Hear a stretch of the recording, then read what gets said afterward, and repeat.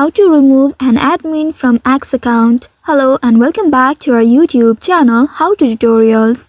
In today's video, I'm going to show you how you can remove an admin from X account. To do so, first of all, you'll need to open your X application on your mobile device and make sure you are logged into your account. Once you are logged into your account, you will land on this home page. In this home page, at the top left, you'll be able to see the profile icon. Tap on your profile icon and then you will access this side menu. From the side menu, here at the very bottom, you will see settings and support option. Tap on it to expand it, and under it you'll be able to see settings and privacy. Now tap on settings and privacy. This will take you to the settings page. Under the settings sections, you will need to locate security and account access option. Once you find this option, simply tap on it and then you will reach to this page. In this page at the bottom, you will be able to see delegate option. Tap on this delegate to view accounts that has been granted access. Once you open the delegate section, here under your delegations, you will be able to see members you have delegated option. Tap on it and here you will see a list of users